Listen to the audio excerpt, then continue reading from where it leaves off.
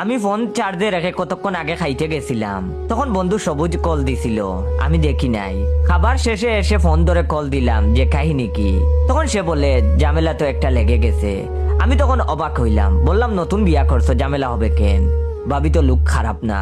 তখন সে বলে সন্ধ্যাবেলা কাম কাজ সেরে এসে তোর বাবির কাছে শুয়েছিলাম, দুজনে গল্প করতেছিলাম। আমি তখন বললাম তাতে সমস্যা কি, এটা তো ভালোই শীতের দিনে। সবুজ তখন ক্ষিপ্ত হয়ে বলল আগে পুরো কথা শুন। আমি তখন বললাম আচ্ছা বল শুনি। সবুজ তখন বলতে আরম্ভ করলো, তোর ভাবি হঠাৎ আমার কাছে এসে জিজ্ঞেস করতেছে, আচ্ছা আমি যদি খানা হইতাম আপনি কি আমারে বিয়ে করতেন? তুই তো আগে শিখাইছিলি বউয়ের সব কথা বুঝে উত্তর দিতে। তো আমি তো চালাকি করে উত্তর দিলাম হ্যাঁ বিয়ে করতাম। উত্তর শুনে তোর ভাবি খুশি হইল। এরপর আবার জিজ্ঞেস করলো, আমার যদি হাত না থাকতো আমারে বিয়ে করতেন? এবারও আমি বললাম অবশ্যই করতাম। এভাবে যা যা জিজ্ঞেস করলো সবই তার মন মতো উত্তর দিলাম। আমি তখন অধৈর্য হয়ে জিজ্ঞেস করলাম আরে সমস্যা কি তাইলে? সবুজ তখন আবার আরম্ভ করলো, সমস্যা হইলো আরেকটা প্রশ্নে। তোর ভাবি প্রশ্ন করতে করতে বলতেছে, আচ্ছা আমি যদি ছেলে হইতাম তাইলে কি আপনি আমারে বিয়ে করতেন না?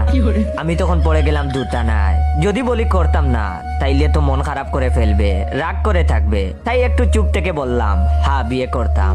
আর তখনই তোর ভাবি অগ্নিমূর্তির রূপ ধারণ করে ফেললো, আমারে গেউ উপাধি দিল, আমার সাথে সংসার করবে না বললো, রুম থেকে আমাকে বের করে দরজা লাগিয়ে রাখছে। এখন আমি কি করব বল? আমি তখন কথাগুলো না শোনার বান করে হেলো হেলো করতে লাগলাম। নেট সমস্যা বলতে বলতে কল কেটে দিয়ে এখন বসে আছি। এখন আর এসব শুনে লাভ নাই, এর কোনো সমাধানও নাই। কারণ বউয়ের যদি ইচ্ছা তাকে অশান্তি করার, অশান্তি লাগিয়েই ছাড়বে। এই নারী জাতি না থাকলে কত অদ্ভুত প্রশ্ন আর ঘটনাবলী অজানা থাকতো। আপাতত তার হিসাব মিলাচ্ছি। এদিকে আমার কাছের সিনিয়র আপুর বার্থডে ছিল, তাই খুশিতে তার গালে কেক মাখিয়ে দিয়েছি।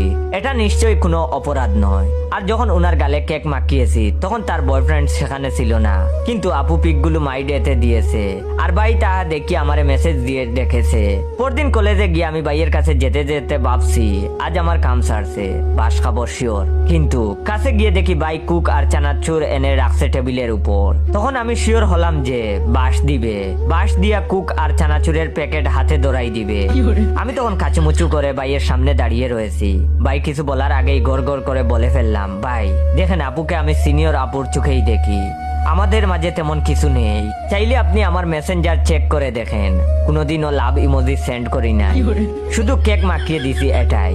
আর তার গাল যে তুলতুলে নরম সেটাও কিন্তু কাউকে বলিনি। ভাই তখন হাসতে হাসতে বলতেছে, আরে বুকা তোরে তো ধন্যবাদ দেওয়ার জন্য রুমে ডাকলাম। আমি তখন বললাম কি বলেন?